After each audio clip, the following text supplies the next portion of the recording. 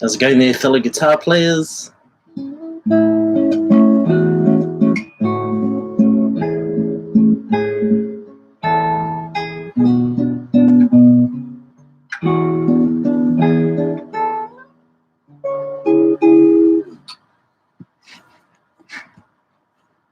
Is there anybody out there?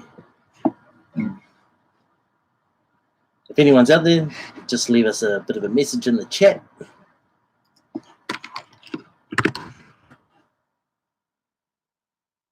So today, in this video, I was just hoping that we could all catch up and talk about Tarrega. All right, so Nadia and Abhigan. How's it going, guys?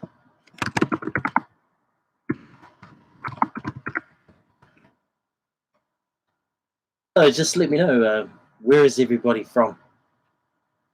Of course, my name's Josh, and I'm from New Zealand. So I hope everyone's good out there, man. Thank you for the love, Nadia. Man, it's my pleasure. Oh, we got India, Chester from Scotland. Woohoo! It's going, it's going. Zach from Malta. Woo, this is cool.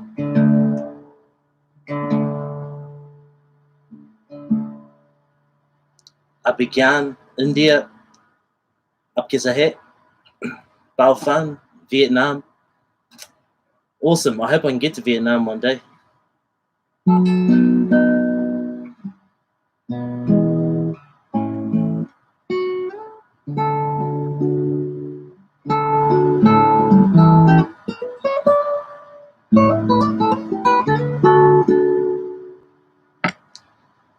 Kyung Soo Yu, I'm guessing you're from Korea. 안녕하세요. 반갑습니다.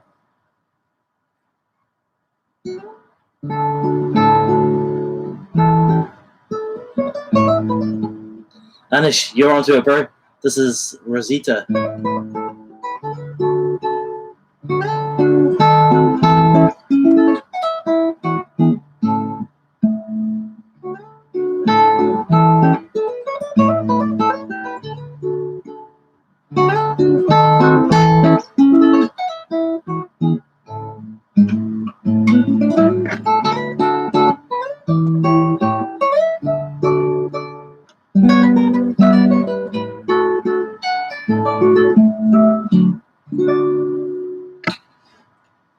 Oh, it's nice to see everybody there.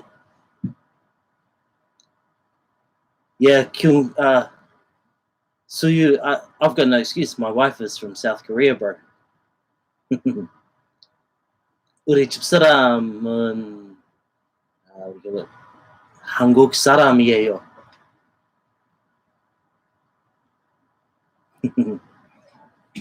So, let me hear. Of course, we're here tonight discussing Tarrega. I think one of the reasons I love Tarrega so much is that I think he wrote such a wonderful amount of pieces for all levels. You know, I'm sure everybody out there knows what I'm talking about. He wrote simple pieces. Let's say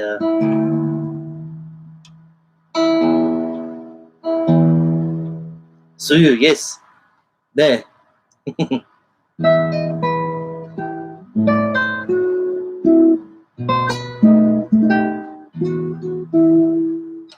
You know, he wrote fairly simple songs, or pieces, I should say.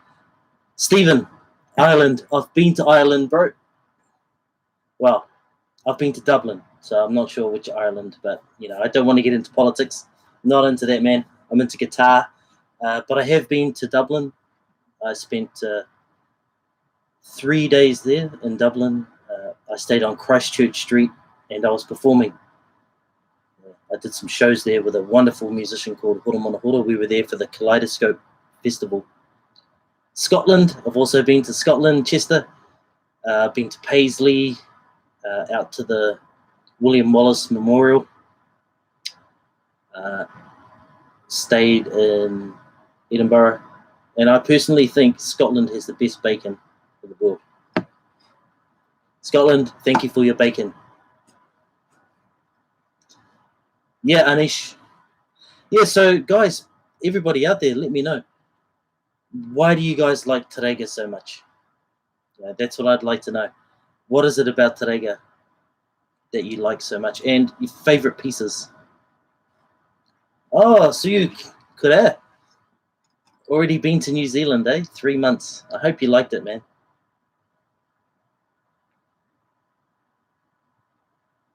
Oh, Stephen, your wife's a Kiwi.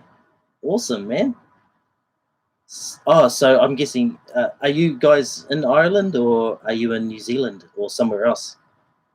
Congratulations, man. I hope your baby arrives safely, bro. Play your baby some guitar. You probably already have. Yeah, so Tarrega. Of course, this is Adelita, as Anish has already correctly stated.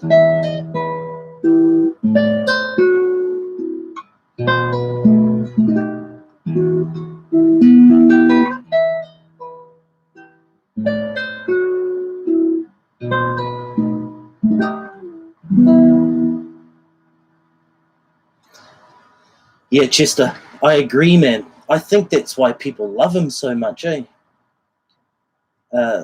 His pieces are, yeah, generally speaking, they're pretty simple. You get some harder ones like Capriccio Arabe and Grand Valse, not so much, I guess. But yeah, it seems like they're accessible. And also for me, I think that people like Tarrega or his music because we can still relate to it.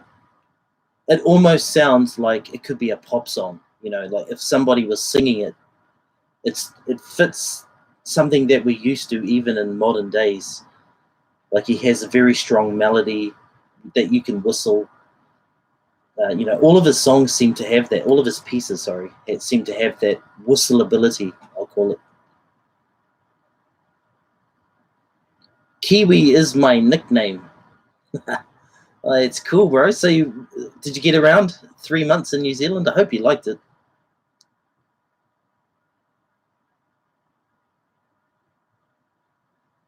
Hey, Paul. Yeah, so I'm asking everybody where they're from. So if you're jumping into the chat, let me know where you're from and let me know maybe the first Tarrega piece you learned. And if you're learning some Tarrega pieces now, which ones are they?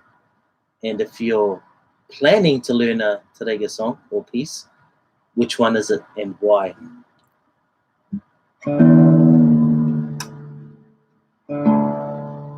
The UK, good old UK. You know what? In New Zealand, the UK gets a little bit of a bad rap because of the weather, primarily. But I've been to the UK several times, and you know what? I love it. I think it's beautiful. And yeah, I don't know why people, maybe, I don't know, maybe I haven't been there enough, to say that the weather is such a thing. But man, I thought it was awesome. I really, I'm going to go back there and see some more.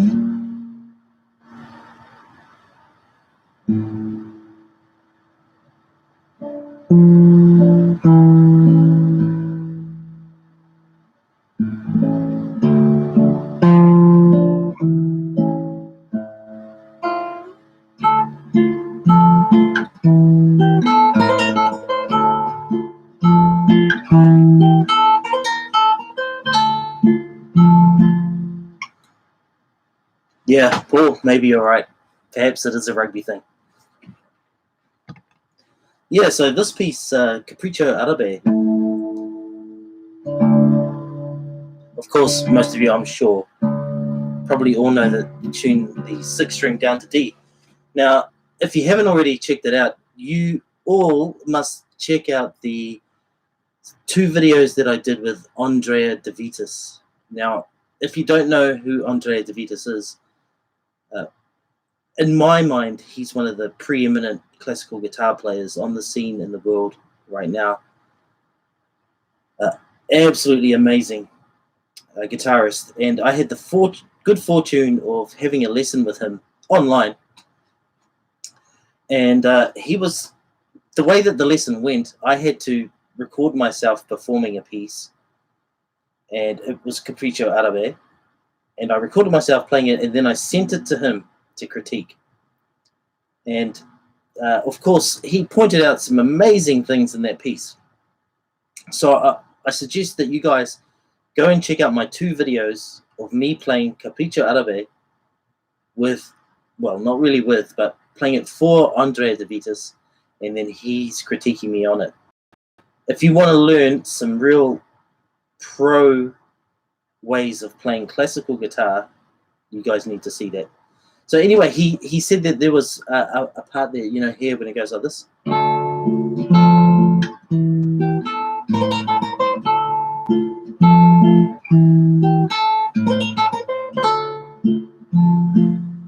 That bit there. So when I was playing it originally, I used to play everything kind of at the same volume, like.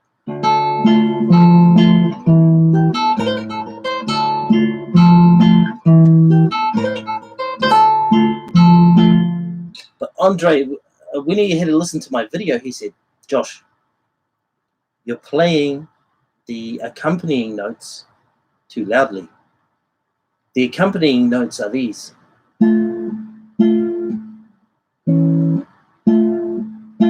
So you got, well, I should say that note, there's the other one. So it really, what he was saying was just bring these out and play these notes quietly, like.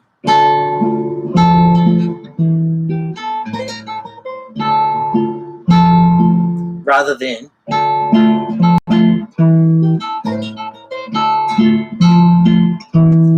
because if you play it like that, the whole piece gets a bit messy. Everything gets washed in, all the notes ringing over one another, and the melody is lost in the mix.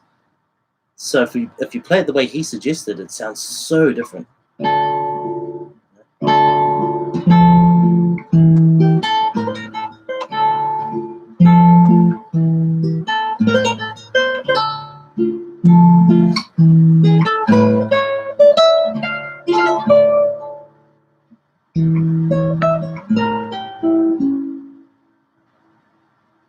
Yeah, Chester, man, it was amazing.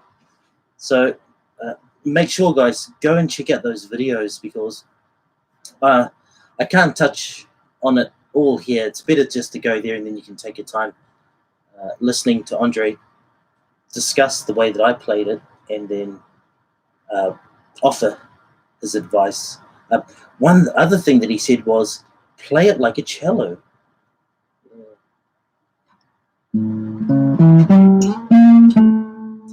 There, he said, play it like a cello.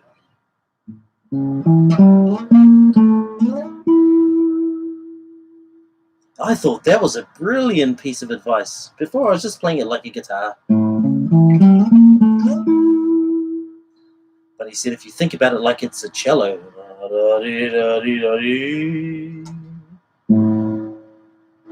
And also there, I think it's nice to start really soft and then really build it up. Here's a little technical tip. If you start loud and you're supposed to be doing a crescendo, it's really hard to get louder because you've kind of already maxed it out. It's like going as fast as you can in your car, and then you're expected to go a bit faster. That ain't going to happen. So the way that you can make yourself sound like you're doing this awesome crescendo is to start really soft.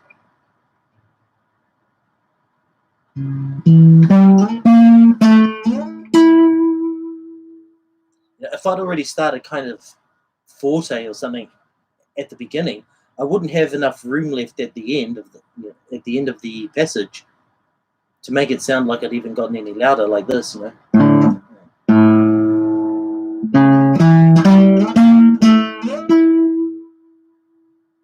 But if I did it soft, pianissimo or something.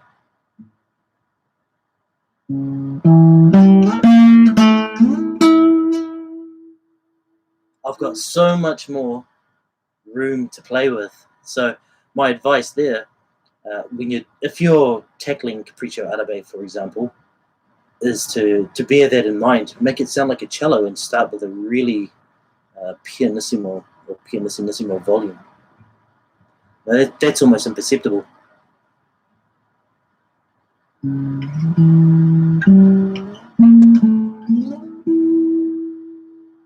And get pretty thick on that vibrato.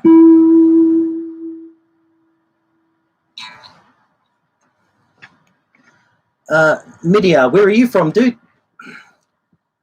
Asking, is it essential to have academic knowledge to play something like Ode to Joy? Or is it enough to fully watch your video? Dude, what a good question. Wow. How can I answer that? I mean, it's always good to have some kind of knowledge of what you're attempting to do.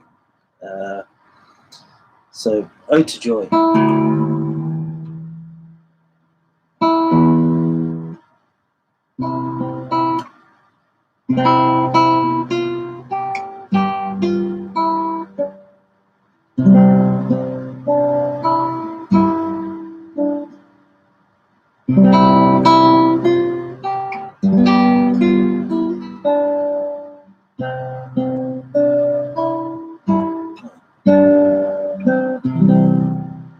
Beautiful piece, of course, Beethoven. It's pretty simple. Doesn't mean it's easy. Whether you need academic knowledge, no. You can. I mean, all you've got to do is get the notes right. Hey.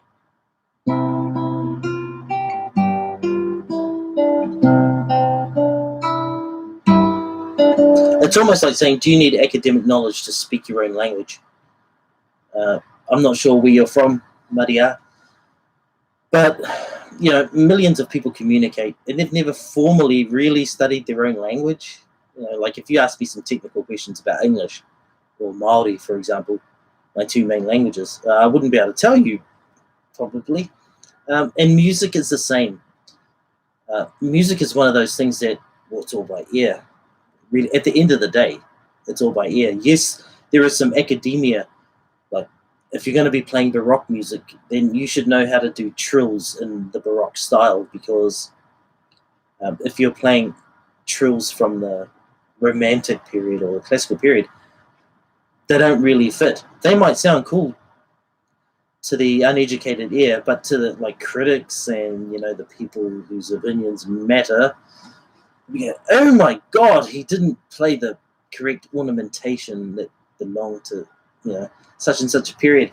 So you can get pulled up in those situations, but it also depends, dude. Like, if you're just playing for you, who cares? It doesn't matter. The academia just goes away. It's like building your own house. If you're happy with the way you built your house and it's standing upright and you're cool, it's all good. What difference does it make if the council comes along and says, your house is dumb? Music is first and foremost. Music should be for you. And if you're trying to make other people happy, like Media, if you were going to study at a conservatory, it might be important that you have some academic knowledge behind you before you do your audition or something like that. But otherwise, man, if you're just jamming at home, no. I don't think so. Gianfranco, what are you asking, man? You're asking 55 tempo, I'm guessing, for which piece? Chester, do we need all this theory, harmony, and stuff? So I'll answer that like this. Can you play guitar without theory? Of course, can you sing without being taught? Some people shouldn't, but no, I don't think you do. You know, I know so many of my cousins and friends and stuff, amazing guitar players, amazing musicians, never had any formal training, apart from the basic music classes that you might have at college. Can't read music, don't know an A chord from a Z chord, and they're amazing. It depends. Like for classical guitar, classical guitar is a little different. The reason is it's a bit complicated. Yeah, something like let's look at Capriccio Arabe for. Oh, sorry.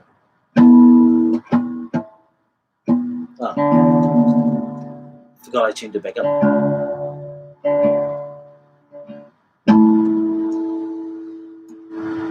Figuring that out by ear is such a challenge. That's why a lot of people, they're a bit reluctant to tackle classical music because they think, oh man, unless I can read music or something, I'm never going to be able to do it. Some simple songs like pop, that's a bit more accessible, you know, because it's just some strumming and a couple of chords and it's not so bad. But when you're tackling something like Capriccio Arabe,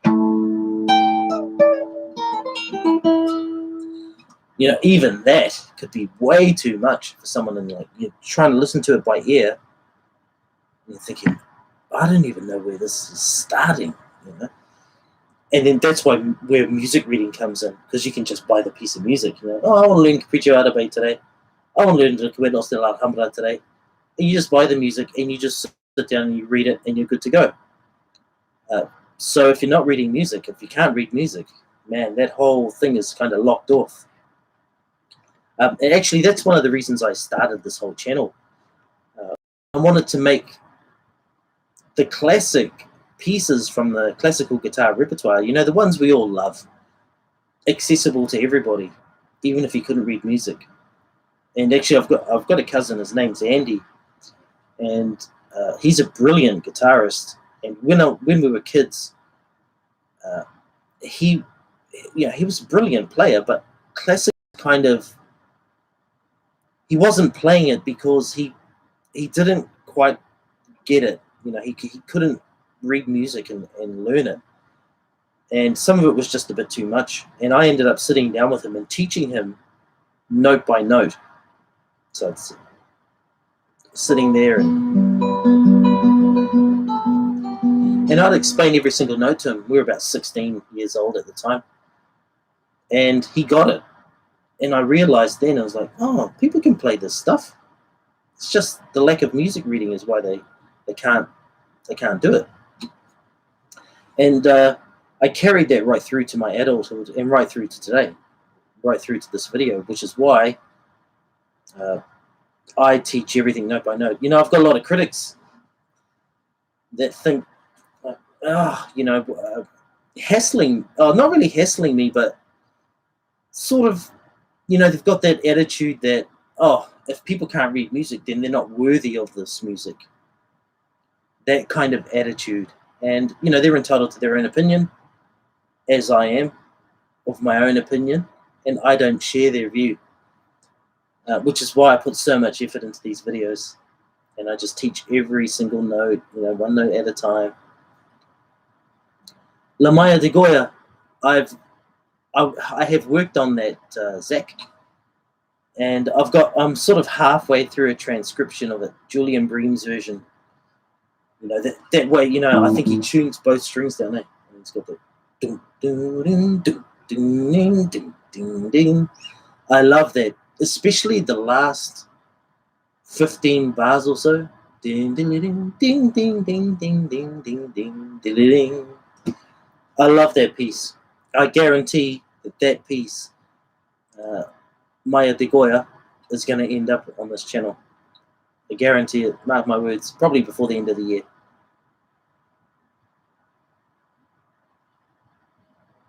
Ah, Chester. Sorry, mate.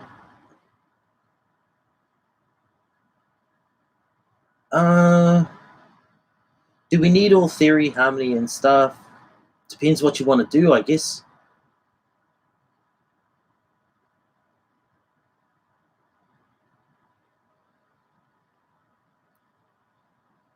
Yeah, like I don't even know if most performers have the knowledge that composers have. Like when you go to university, composition is a completely different subject, and uh, generally speaking, most performers are not studying composition. I mean, you study the basics, like counterpoint. Usually, you have to study counterpoint, but then after that, the focus is mainly on your playing, uh, and of course, making sure that you have an eclectic repertoire. That's pretty big. At university, there's a heavy emphasis on making sure that you can play pieces from the Renaissance period right through to the modern day, which is a different beast altogether.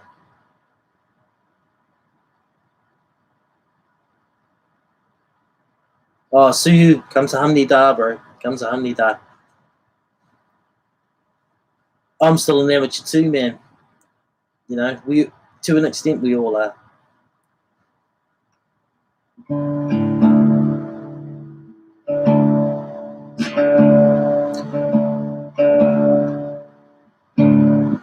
Bao Fan from Vietnam, you're asking me, do I think Recuerdos de la Alhambra is more difficult than Capriccio Árabe? Ooh, nah. I think they each pose their own unique set of challenges.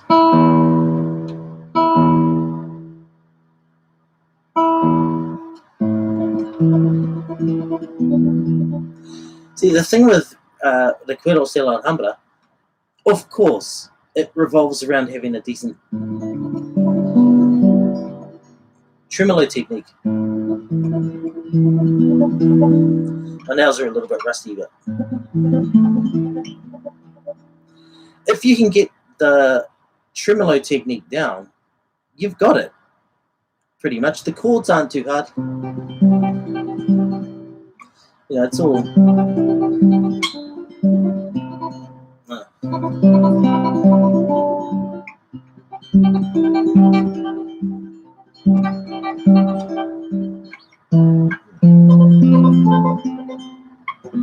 Sorry, guys, I haven't played this in ages.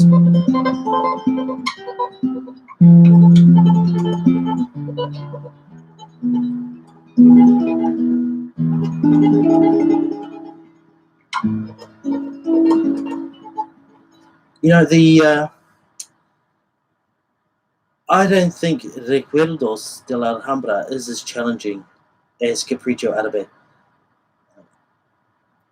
Capriccio runs you through a whole lot of different things that you have to be able to do. The harmonics, the scale runs,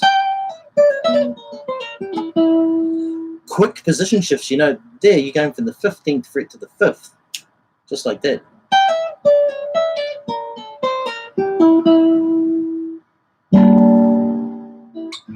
Lots of scale runs.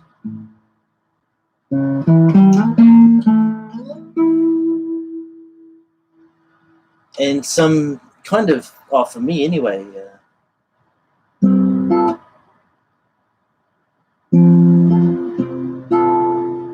I can't remember those parts, but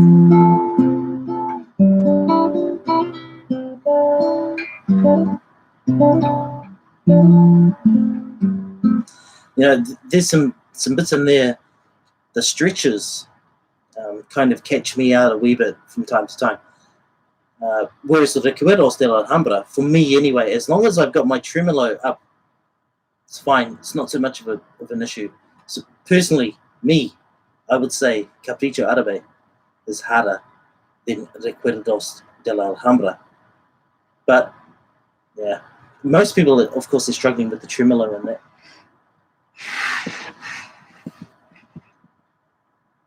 Zach, by any chance, do I have any idea if the book Classical Guitar Collection Oh, is that the one I did a giveaway on?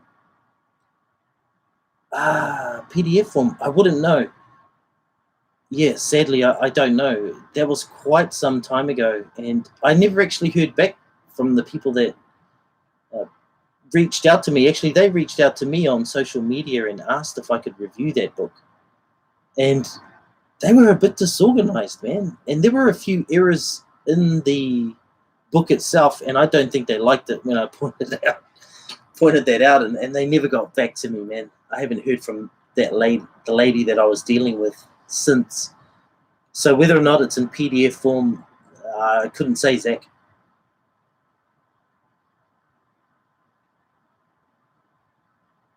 Kevin, regarding the first couple of measures in cavatina, what is the best way to move from chord to chord without cutting the last note of the measure too short? Geez, you guys are testing my memory. Cavatina. Well, you haven't got much choice there. You just got to shift pretty quickly right at the last minute. Okay, so we've got...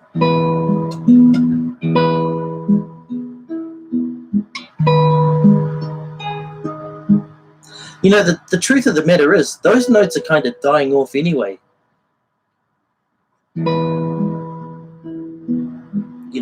I've done how many notes before I actually go to the next melody note? 1, 2, 3, 4, 5, 6.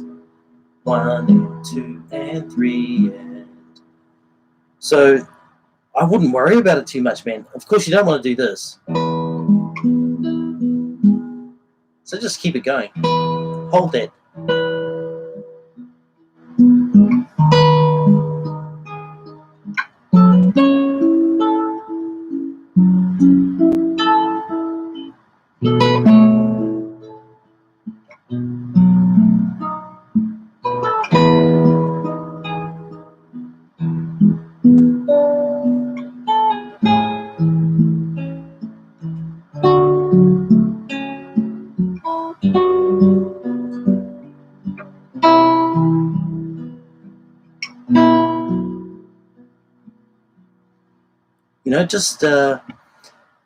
You've got to just make those chord changes snappy. So you could sort of practice it. Just don't really pick it. Just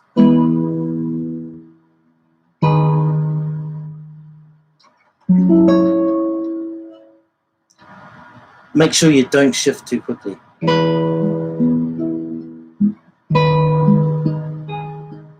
Hey, Chester, man.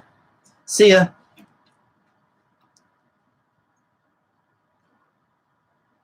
Yeah, it is the morning. Actually, I did this video this time. It's late here in New Zealand. It's 9 o'clock, as you guys probably know from the video description.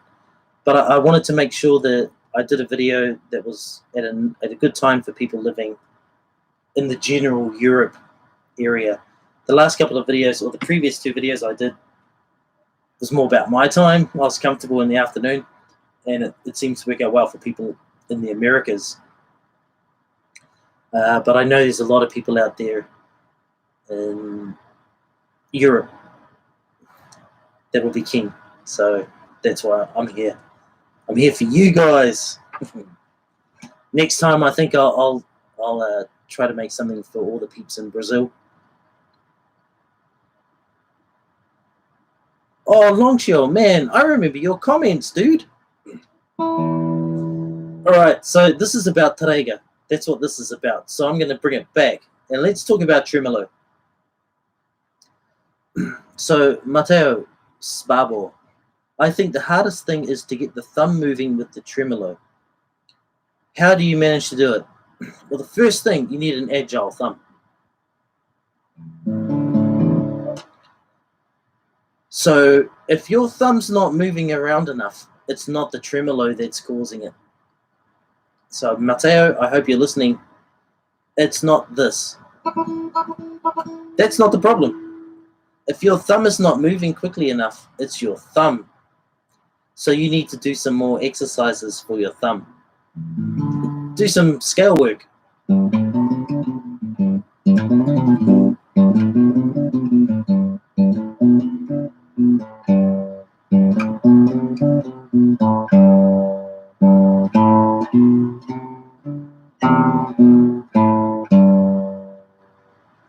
Yeah, I hope you're there, Mateo. So the tremolo, of course, is 4 fingers working together. Well, the classical tremolo, P-A-M-I, the one that most of us know or are trying to get a grip with. Don't think of your thumb as a thumb. Okay, so that's one of the big tips, I guess, I can give out in this. Don't think of your thumb as a thumb. Think of your thumb as another finger. See, we tend to think that our thumb is a thumb in classical guitar, but actually it's just another finger. So yeah, just try to have this mental picture that your thumb isn't actually a thumb anymore. It's just one of these. It's a finger. So when you're practicing your tremolo, don't think of it as thumb plus 3. Think of it as 4. No, obviously. Okay. So when you're practicing your tremolo, don't try to emphasize the thumb. Don't do this. You don't want to do this. That's automatically going to make your playing, your tremolo, sound lopsided.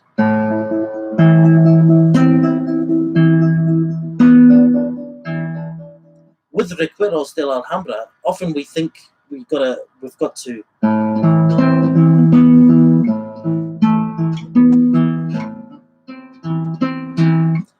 bring that out, but we don't. That's not the melody. This is the melody.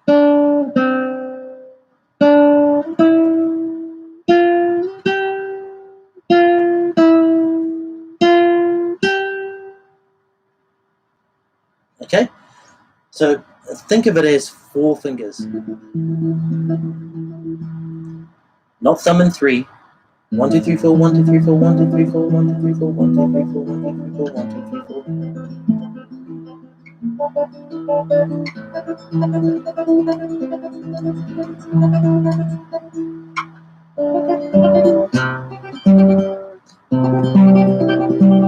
When you've got it under control, then you can start to accent certain stuff.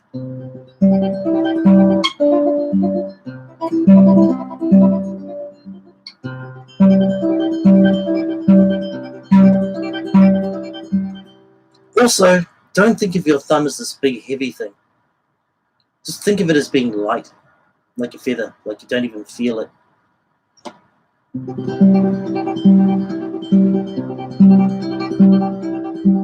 It's just another finger.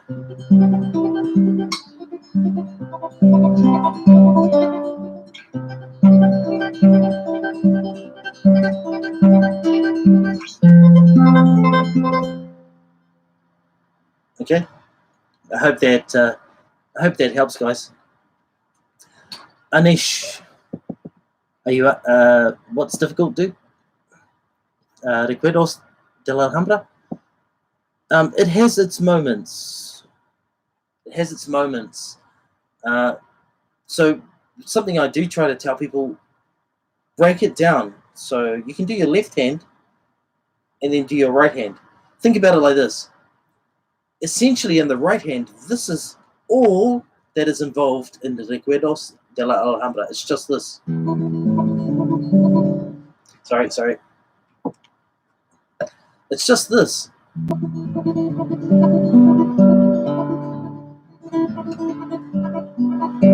That's the whole piece in the right hand. So if you can do that, you've got it.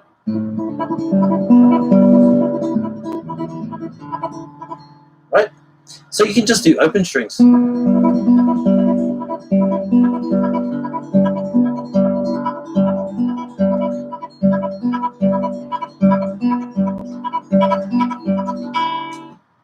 So just do the right hand. You don't need to do any chords. Also, Do it slow.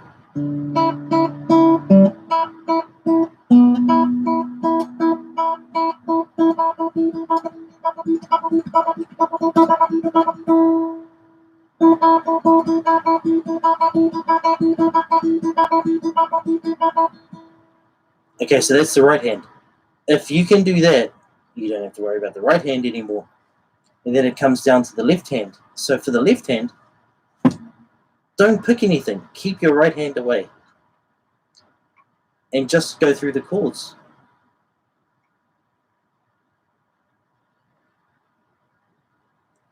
So if you look at the way I'm doing the chords, I do it pretty simple, man. See?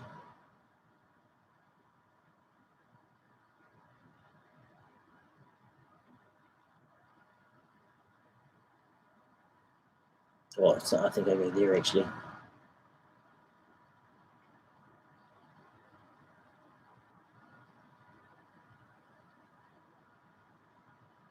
So I'm splitting it up. A lot of people, when they're playing guitar, they try to do the whole lot at once. You know, they're trying to do the right hand, they're trying to do the left hand. Right hand's not even working, and they get bummed out. You know, like, I just can't even do it. Break it down. Left hand, right hand. Especially with recuerdos. I mean, if we go back to discussing Capricho Árabe, Capricho Árabe has so many different skills for the right hand that you need.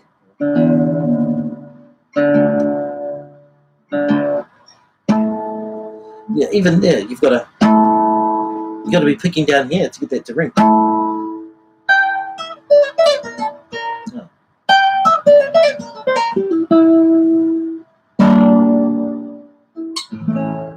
Even just that, man, has a bit of work in it, you know.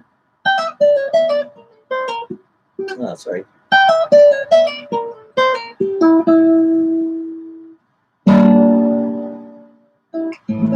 So we've got a scale run, then some block chords, and then an arpeggio, all within the space of, what is it, a bar?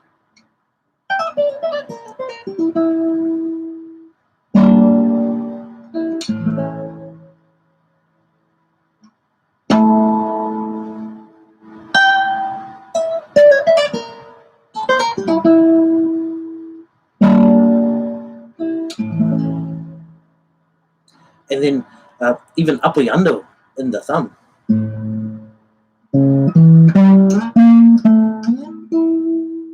There's so many right hand techniques going on in Capricho Árabe. And we haven't even got out of the first couple of bars, you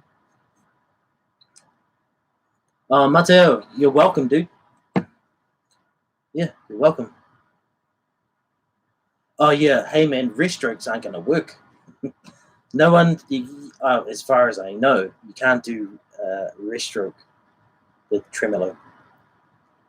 Yeah, so you got to lay off the old picado and just get into, you know, your tremolo styles.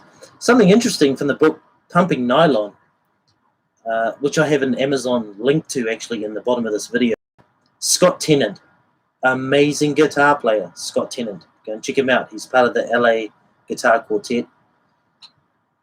In that book, he's got a few pages devoted just to tremolo. And something he does suggest is going the reverse. So, you know, traditionally we go P, A, M, I. He has a suggestion of going P, I, M, A. So it's the other way around.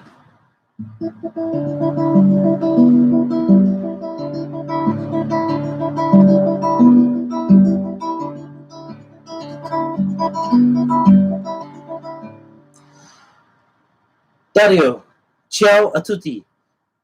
I think that means goodbye, everybody. Hey, in Italian. Ciao, bro. Hope you had a good time, man. I've been to Rome. Loved it. If you're Italian, I'm guessing you are.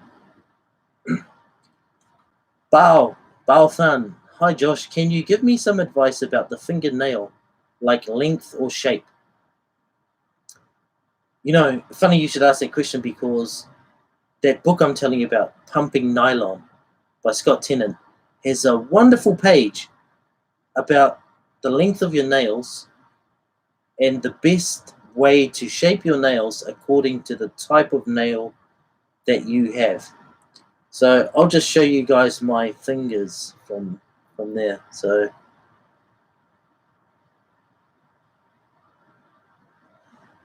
I have quite round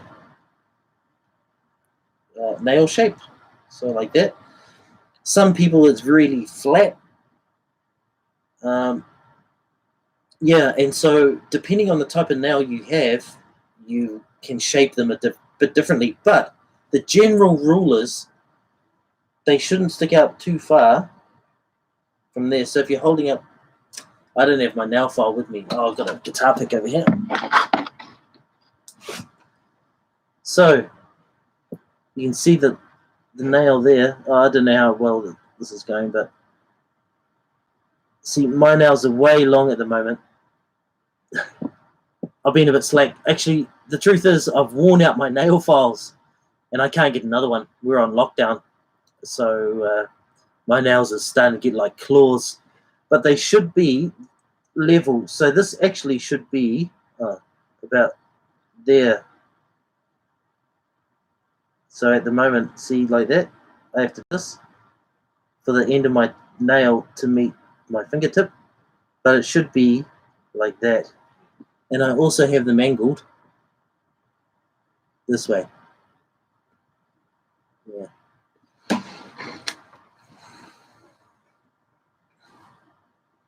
Yeah, so Mateo, if you're or Balfan, if you're really serious about your nails and the best way to shape them, honestly, I suggest buying Pumping Nylon and checking out that page. But the thing is, with Pumping Nylon, I was already a really good guitar player. I'd kind of graduated already, and I had some good teachers, but Scott Tennant took it to another level in that book. And anybody that's listening, anyone that's tuned in right now, and I'm not saying this just because I've got an Amazon affiliate link down in the description. I'm saying it because it's probably like the best $25 you could ever spend on a book for classical guitar. Apart from the old ones like, you know, the Frederick Node and Aaron Shearer books from back in the day, which are also outstanding. But Scott Tennant's, I think his book is different. It's kind of like a more professional player level. Misad, why do you want to change the subject? We're supposed to be here talking about Tarrega. So that one.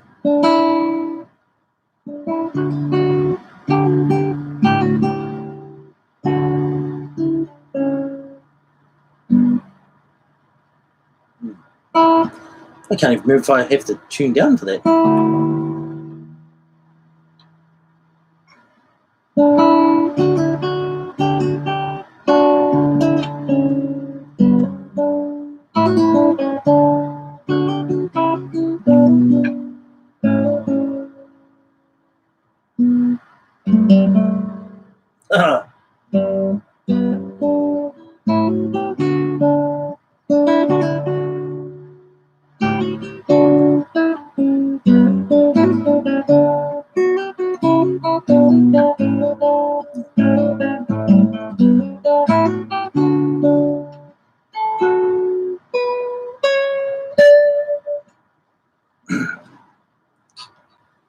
Ege BB Turk var me. Man, what language is that? Remember, if you're coming into the chat, please let me know where you're from. Yeah, I love hearing that. I love seeing, you know, how much reach we all have and what kind of community we've got going. We've had people from Ireland, Scotland, the UK, Vietnam, India, Italy, I think, all over. That's so cool. So, Misad, what did you want to talk about that, man? what did you want to discuss about Canarios? Of course, Canarios features in Joaquin Rodrigo's famous concerto, not the Concerto de Aranjuez, the other one. Beastmaster. Long show. My A finger, A, annular, is a bit weak compared to the others, and this finger gets tired much faster than the others. Any technique or practice routine to make it as strong as the others? Absolutely. This is what you do. Use it more. That's this finger. So let me suggest that instead of using these two fingers, use these two fingers. So if any of you have ever done the Trinity College of London or Royal School of Music exams or ABRSM, whatever, they make you do scales and they make you do different right hand fingerings. So, long show, if you want to develop your annular finger, use it more often. And one way you can do it, of course, is to use it in scales more. So let's just take the good old G major scale, the Segovia one that I teach in my You Only Need to Know One Scale, a controversial video.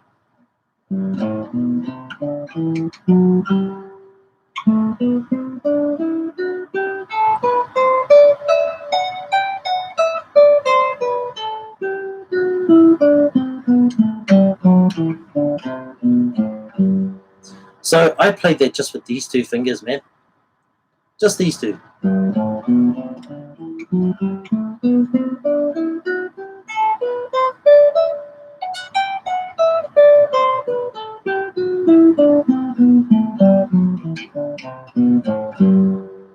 Okay, so just keep using those two, man. Use these two fingers. Stop using this one for now. Just build up that strength. Use your annular finger more. Even the Giuliani exercises, the 1 to 120 exercises for the right hand that I have on the channel, go and check them out. Get that little finger going. Even the Etude number 1 by Villa-Lobos. It's very good, that annular finger is getting a workout. Right there. There. AMA. Fantastic for the annular finger.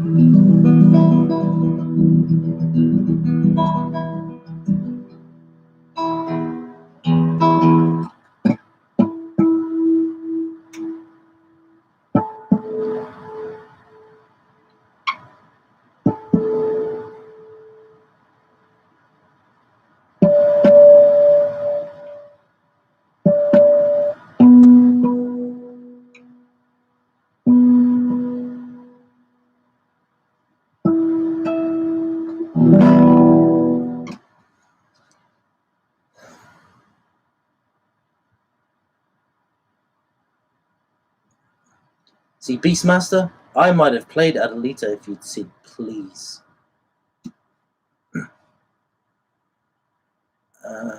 Matteo, which piece would you recommend me to play after learning Adelita and Lagrima? I am from France. Ça va? Comment allez-vous? I've been to France. Loved it. I crossed over under the English Channel on the train and spent 3 days in Paris and then journeyed on the high-speed train to Marseille, where I caught up with a wonderful friend that I used to be in a band with, Jeremy White. You can find him on YouTube. Great singer. Yeah, so I've been to France and thought it was wonderful. Great food, especially the bread. So Matteo, yeah, what would I recommend after Adelita and Lagrima? I really don't know. That's kind of an open question. Just whatever you want, man.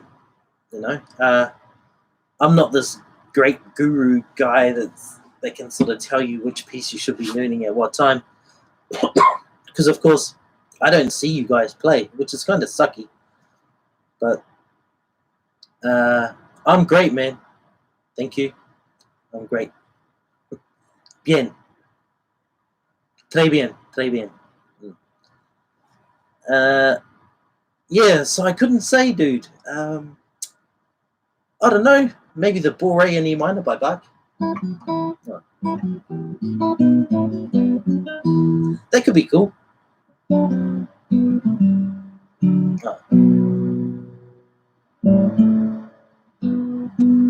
Oh.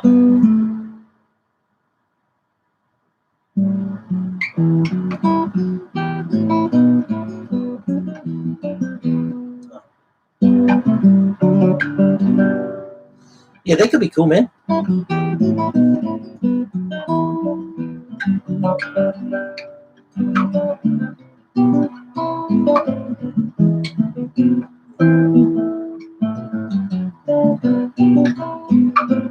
Yeah, I don't know. A lot of these pieces I don't play anymore, and so I just trying to get through them. Not doing a good job of it. Yeah, but try that, man. Try the Boré in E minor. Great piece. Bruno Angel, what part of the thumb do I use for apoyando in the bass string? Okay, so for those of you that don't know, apoyando is a rest stroke. And yes, you can do apoyando with the thumb. So apoyando with the fingers is this. So I play through, and my finger comes to rest on the string above. That's apoyando, and this is tirando, which is the not the opposite, because there's no such thing as an opposite in this, but it just means a free stroke. So my finger plays and then it misses the string above. Okay. So with apoyando and the thumb is the same. For me, when I play, it's basically, for me, it's all flesh. So if we use capricho árabe, we're going to use Tarrega because we're talking about Tarrega. So if we use the cello passage, I'm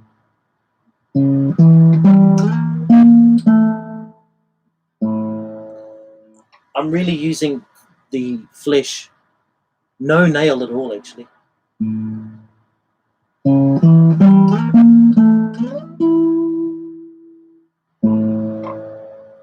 You could use nail for a more cutting, if you want to cut through.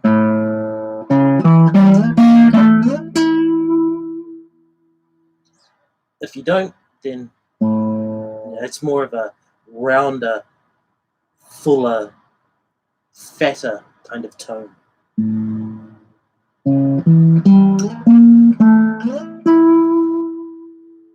Nail.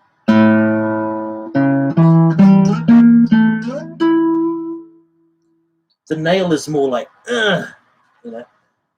The nail is more in your face, kind of it's kind of, I wouldn't say it's flamenco style. That's not fair.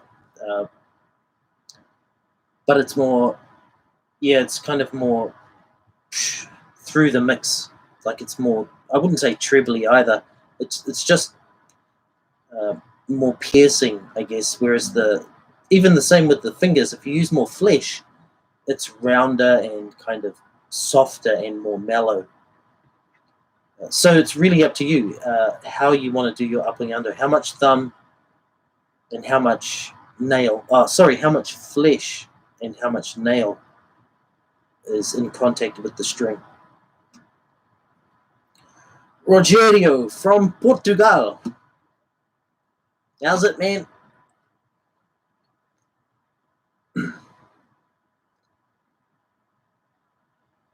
Oh, good one, Bruno. Yeah, man. I'm glad I could be of help. Oh, yeah, Misar. I know, man. The Canarios. It's like this thorn in my side that I haven't finished that tutorial. Long story short, my wife helps me record these tunes. She sets up the camera, pushes play, and gets it going. Now, I'm not blaming her at all, but we had the camera set to 2K instead of 4K. Most of you know I committed to 4K in the early days of the channel. I wanted to do that so that you guys could see everything clearer. And something had happened, and anyway, somehow the camera got switched to 2K instead of 4. I filmed the whole thing.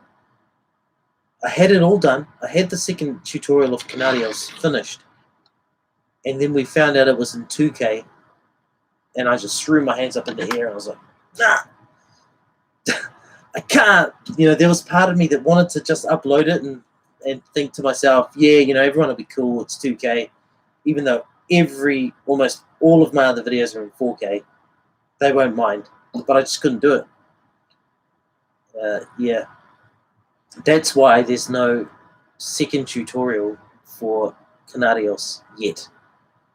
But I'm back in the groove now. I've got a new camera. It's a Canon, and I'm going to finish those because I don't like starting something and not finishing it. So mark my words: Canarios, Serenata Española, and Rosita will all be done. Those are the only 3 videos that I've uploaded. Pieces that I've uploaded that I haven't finished the tutorials for. Yeah.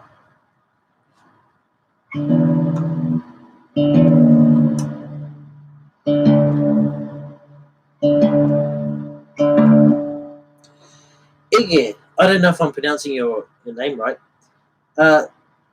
Your nails is very personal, but as I've said to a few other people in the live stream today, I personally think the best nail advice is in a book called Pumping Nylon. So I'll say that again. I'll write it actually. Pumping Nylon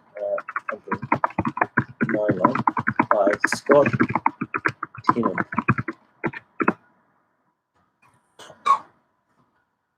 It's got the best advice in there. It's simple too. You know, it's just simple pictures, man, of the nails. So check that out. Pumping Nylon by Scott Tennant. I've got a link in the description. It's an Amazon affiliate link. So if you do go in there and you purchase it, I get a little bit of a kickback from that, which is helpful to me. Yeah, so just check that out. Don't have your nails too long. That was something that I had before I started getting proper teaching at university. My nails were like claws. And then my guitar teacher, William Bauer, he said, oh my goodness, you need to cut your nails, man. So he taught me. Yeah.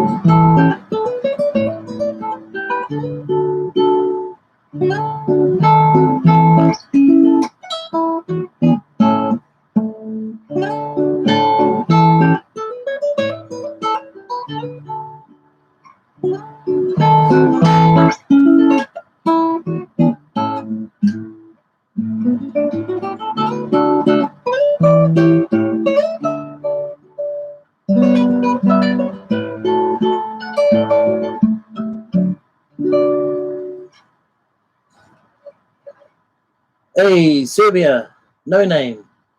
How's it going, man?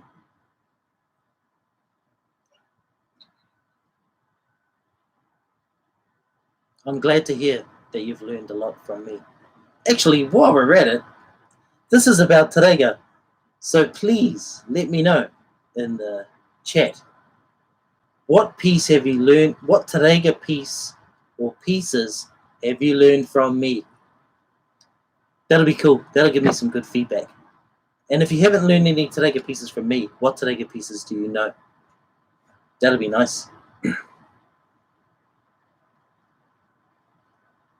Yeah, no name. You're welcome, bro. Now I like doing this. I won't lie. I also did this because I didn't want to keep traveling around the world, and so I thought this could be a good income for me. So I started teaching. I'd always been a teacher, Even from when I was a kid, I was sort of always the one like helping other students in class and that. So I've always sort of had that nature to help and to teach and so on and so forth.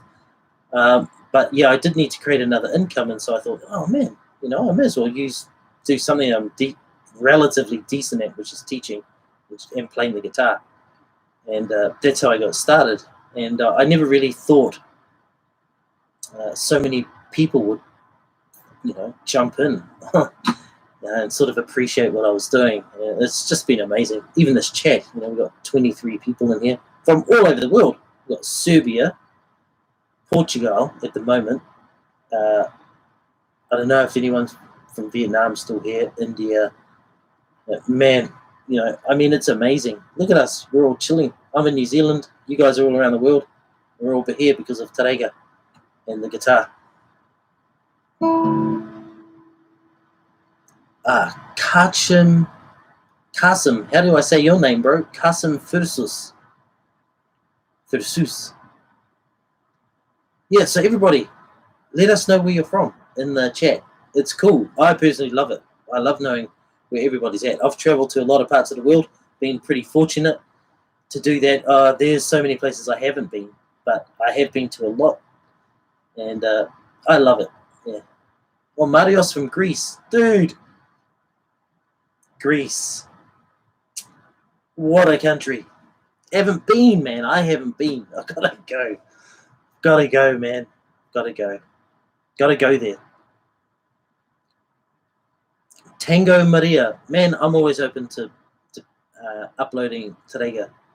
But I could spend a lifetime trying to get through all of his pieces, man. He was such a prolific composer.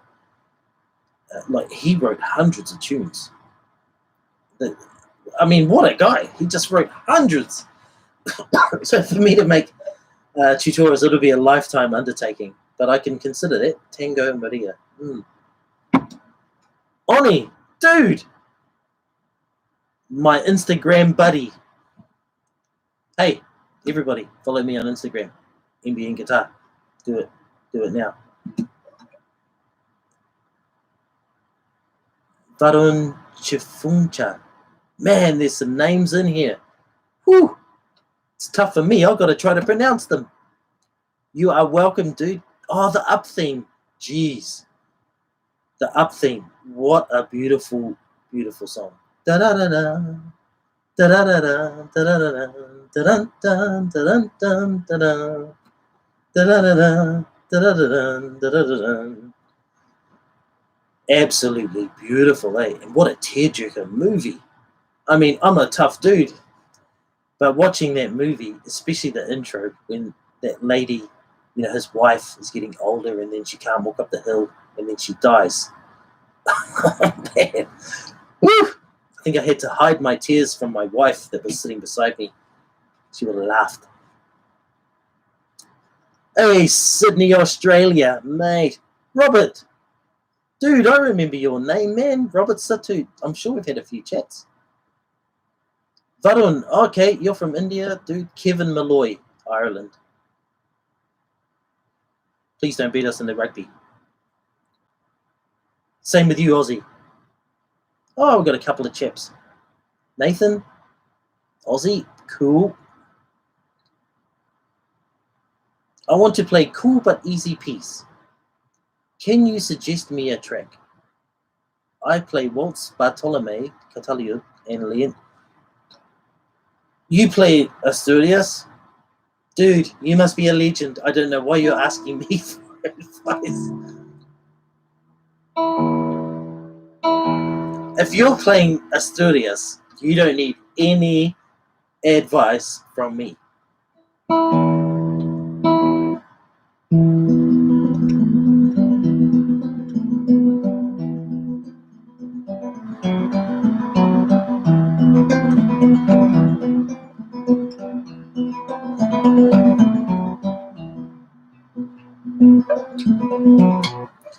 Aurelia Rocha, do you always keep your thumb on the back of the neck?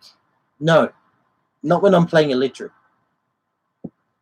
But with classical guitar, yes.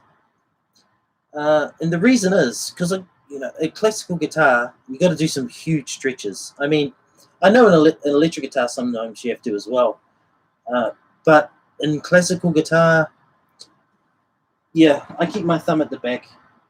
I think if you watched anybody that's in, any serious classical guitar player, Anna Vidovich, Scott Tennant, William Cannon Geyser, anybody, Andre DeVitas, any of them, they always keep their thumb at the back. And it's really because it balances your hand and it allows you to do those big fat stretches that you could never do if you had your thumb over the top. So, yes, to answer your question, Aurelio, yes, I always keep my thumb at the back.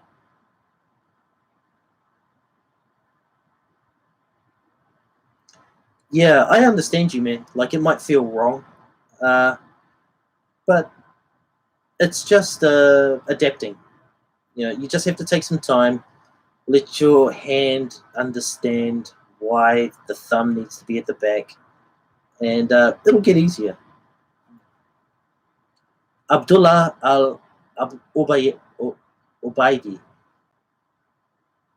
I was one of the reasons why you got into classical guitar, and because of you, I now play on stage for people, and I love it.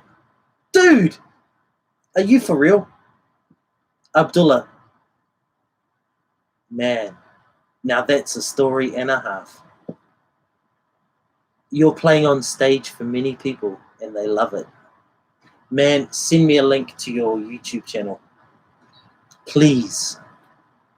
Please. Let me know where you're from too, Abdullah, if you're listening to me right now. Please type out where you're from. That's fantastic, man. I don't think anyone's ever sent me a message like that before. That they've kind of turned pro, or are now performing in front of people because of my lessons. Amazing, man. Amazing. And congratulations. Congratulations to you, man. That's huge.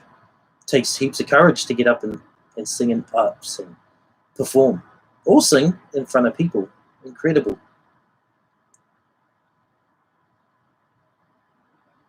Oh, Nathan. Was that you, man? You sent me that. The magic strings. I remember that message. I said I'd check it out, eh? Marios Paxinos, something by Villalobos. You know what? There's some YouTube algorithm watching. And my first live stream, I played some Villalobos, and then I got pinged for a copyright. I didn't get a copyright strike. For those of you that don't know about YouTube, you can get this copyright sharing thing. So if you, for example, if I played something and the YouTube algorithm recognizes what I played, and then there's some company out there that owns the rights to it, I have to share the revenue if I have ads turned on for the video.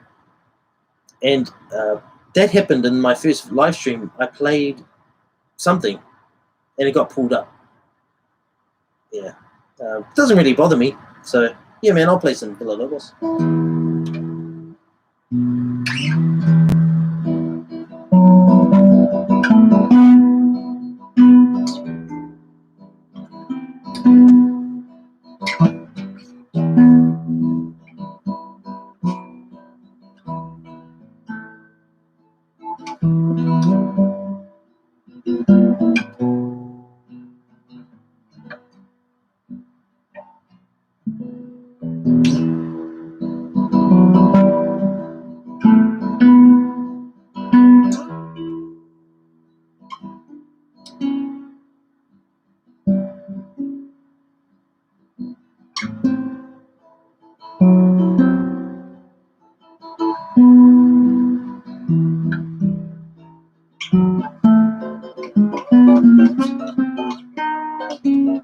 Sorry. I haven't played that in too long.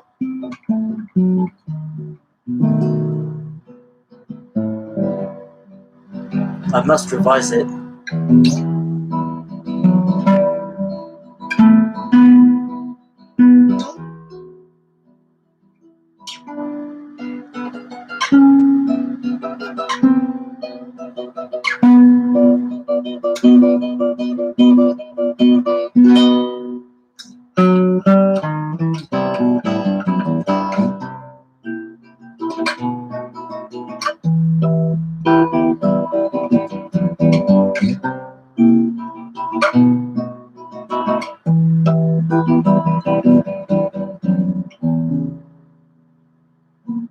I can't remember this bit.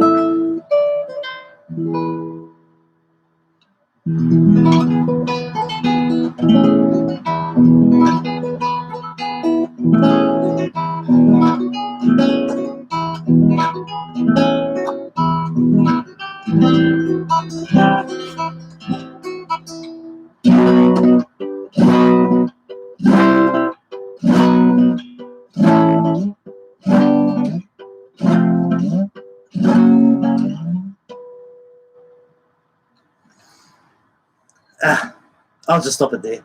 I gotta keep reading what everyone's up to. Adrian. Hey. Maria Luisa. Man, how does that go? You gotta forgive me if my brain could be a little bit fried. So many pieces. So many. Paganini piece. Oh, you know what? I don't know any. I've never learned. Actually, I learned this one.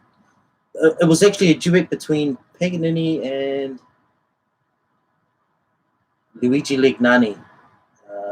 This.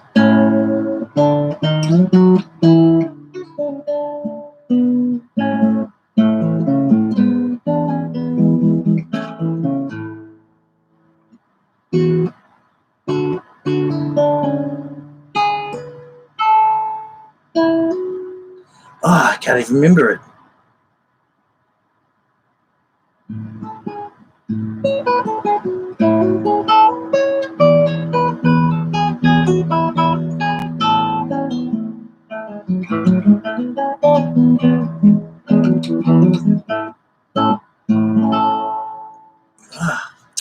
Damn, I can't even remember what that piece is called. But that's the only kind of one that I learned with of Paganini, and that's Paganini playing with Luigi Lignani. Julian Breen plays it on one of the Romantic classical album. On the cover, there's a butterfly. That's kind of where I first heard that piece. But I don't play any of the caprices or anything like that. I think they're too hard for me anyway, to be honest. Anish99, what are you asking me to? Have I listened to it or played? I'm not sure. It's hard for me to keep track of this and sort of play requests in that. Kachim, where are you from, man?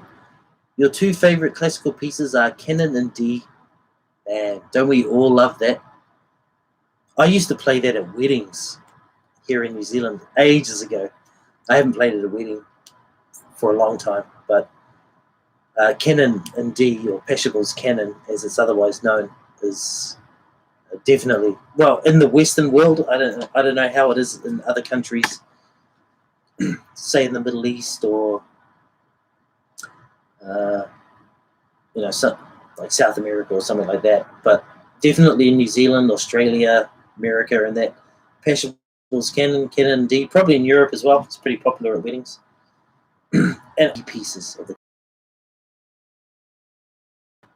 Asturias is not cool. Why would you say such a thing? I have to disagree. Asturias is very cool. See, the thing is, man, when people ask me questions like a short time, what is that? What is a short time? like a day, something you can learn in a day, a week, a month. Those questions are extremely difficult to answer. I don't know how good you are. I don't know how quickly you learn. I don't know how many, if you have a job, that means you can't sort of practice much, you know. Yeah, very hard for me to answer questions like that. I wish I could, but I can't.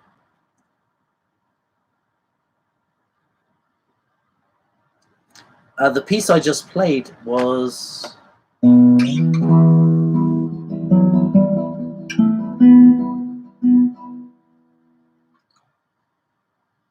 Oh my goodness. I can't remember.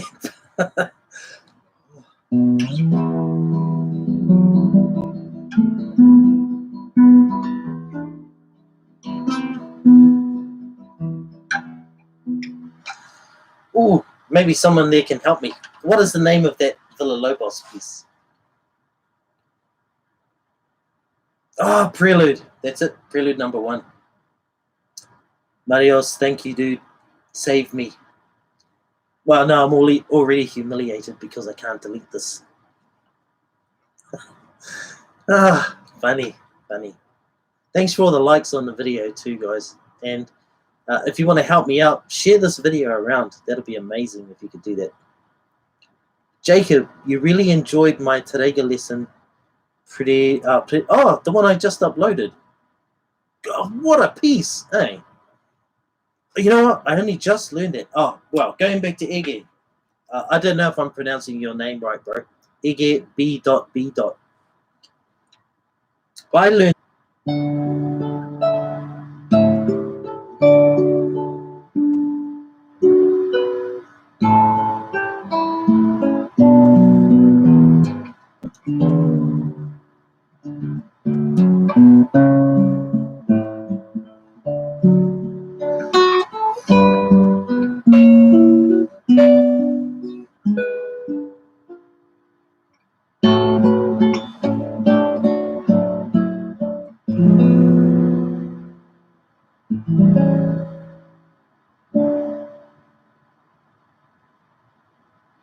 Yeah. Preludio number 11. Another blessing from Tarrega. Just astonishing. What other pieces I'd recommend that are of a similar standard to learn? Some of the Karuli etudes, you know, Karuli saw, like the saw study in B minor.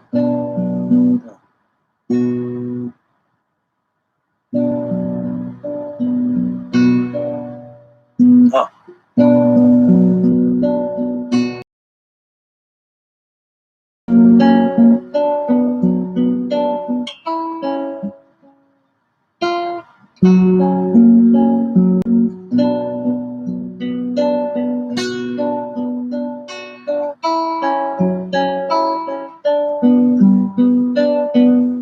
That'll be a good one.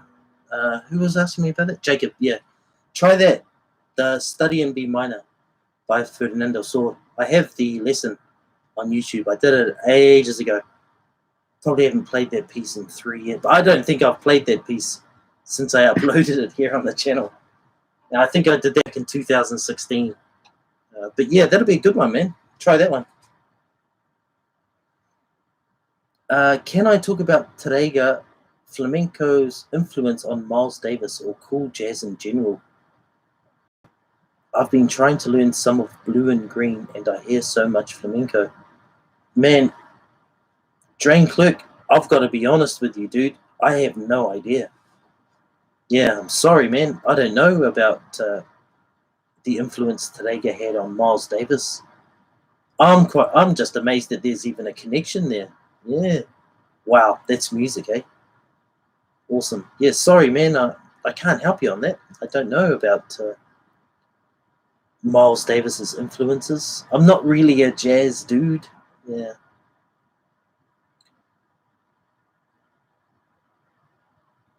Adrian Ariamur. Yeah. Oh man, you've got a lot of work for me, man.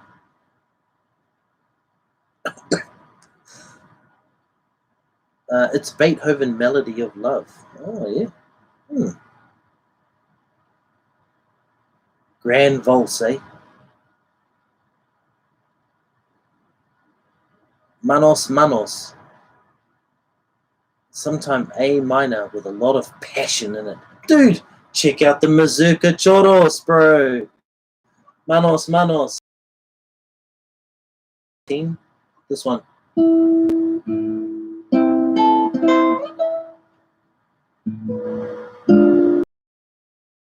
Play that one, man. I've already got you covered. Manos, go and learn it.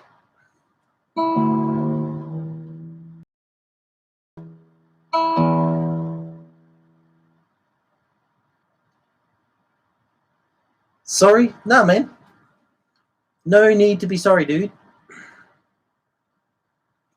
Yeah, no need to be sorry at all. Beethoven Melody of Love. What's the German, man? What's the German title of that? Melody of Love. Grand Valse Tarrega. Come on, everybody. Valse. What's it most famous for? This is the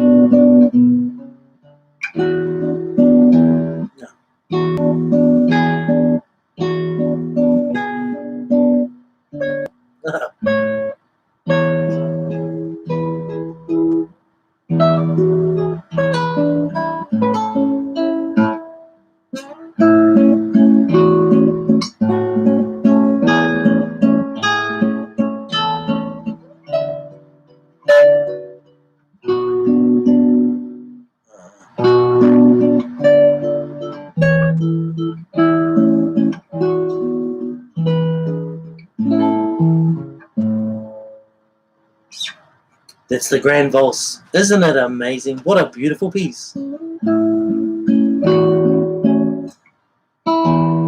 So if you're learning the Grand Valse, let's just have a look at it. The Grand Valse, there's some similar characteristics with Capriccio Árabe, which is to not overemphasize non-melodic notes or notes that are just accompanying. So really you've just got this.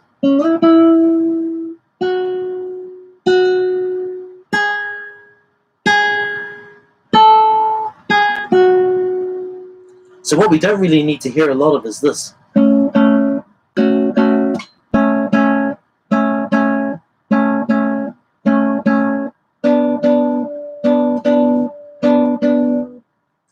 Yeah, so we can take those notes back. So for example, if I play everything at the same volume, it sounds a bit muddled like this.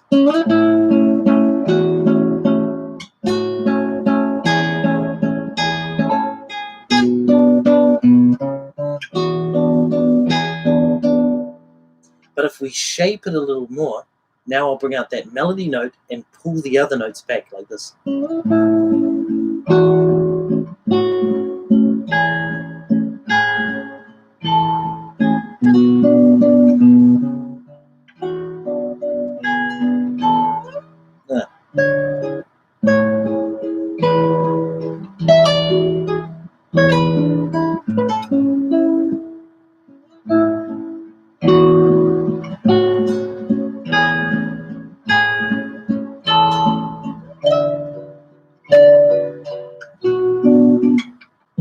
Now, what?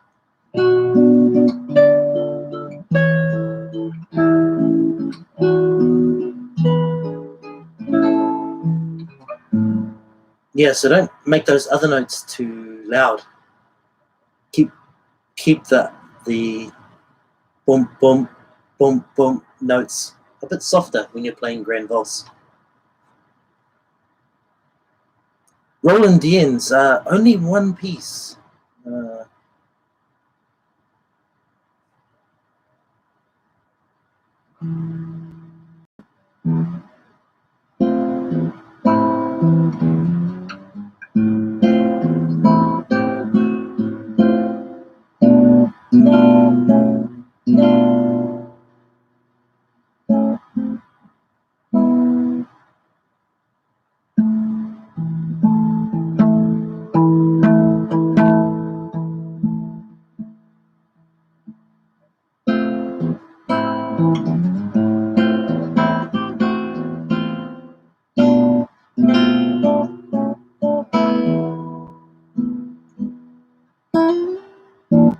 Sorry guys, I haven't played this in forever.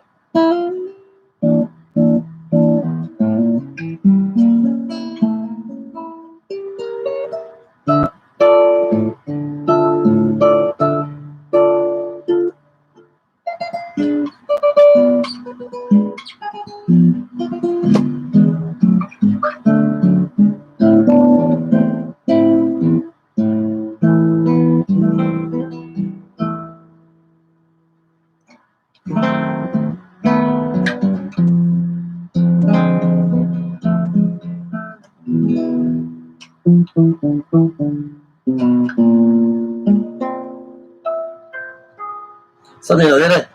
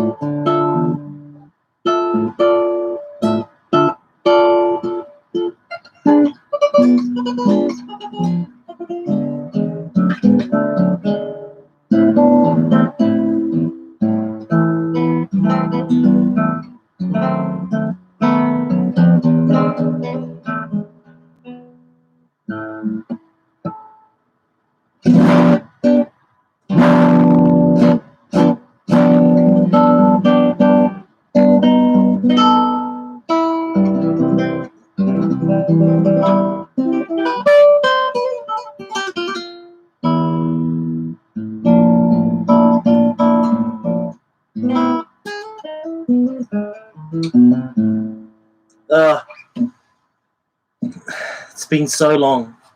Sorry about that, chaps. That was probably a bit hard to listen to. But I'll try, you know. If you guys give me a request, and I think I know it, I'll do my best to try it.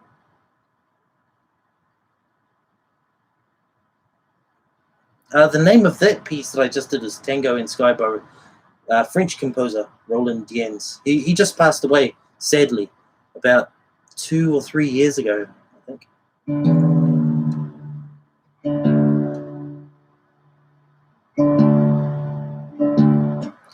Oni, this is for you, dude. Capriccio Arabe, a bit of it.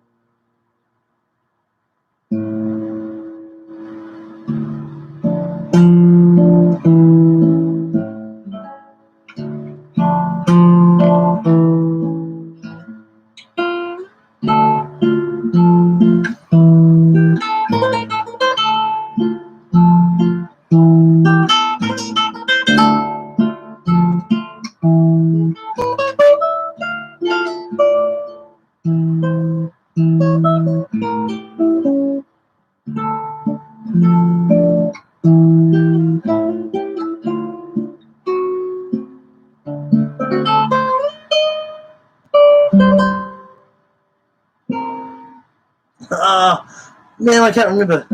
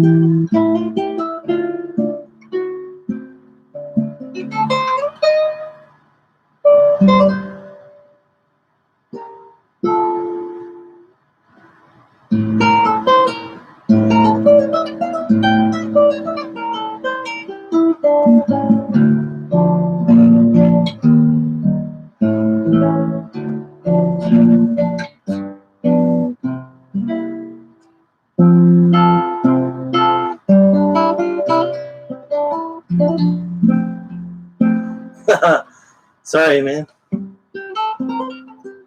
That's about all I can remember, guys. I try. Adrian, you have to go? Oh, thanks, man. Thanks for liking and sharing the video. Hope you had a good time, dude. See, look at this. There's some nice pleasantry there. Oni saying, have a great day to Adrian.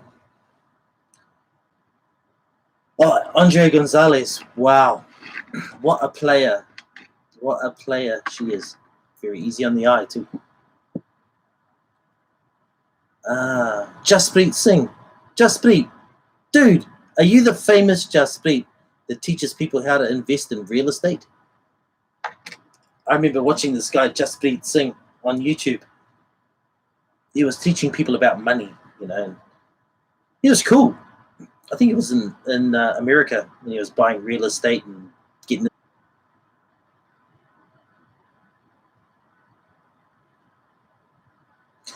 Do I play Ballad Stories by Milan Tissad?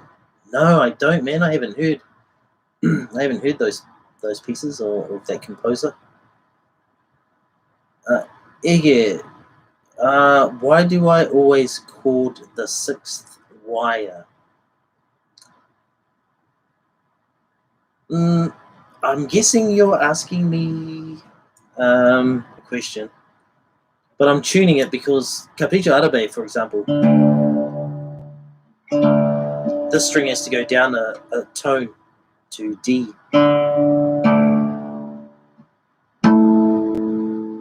And then I just tune it back up. Oops, whoops, wrong string.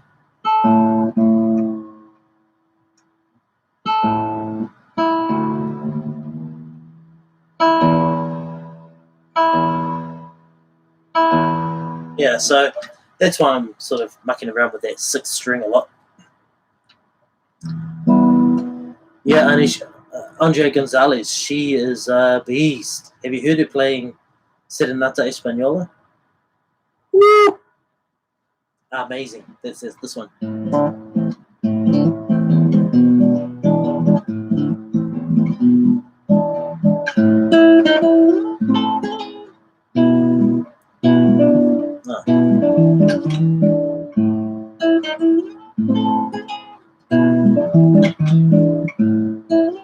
Yeah, she's awesome at that. People, it's time for me to go. It's getting a bit late here in New Zealand. I didn't really have a cutoff time for the video. I probably should. Next time, maybe I'll say how long it's going to go for. A pleasure being here tonight and chatting with everybody from around the world. And huge thanks for coming and supporting the channel and supporting the live streams. I'm still getting used to doing live streams. It's kind of weird, but it's awesome too. It's so rewarding, to interact with everybody from everywhere. Some of you have been subscribed for a long time, and I truly appreciate that. And for those of you that are new to the channel, welcome. If you want to do me a favor, please like, share the video, and subscribe to the channel. So all of you, peace out, and have a great night, day, morning, afternoon, wherever it happens to be for you guys.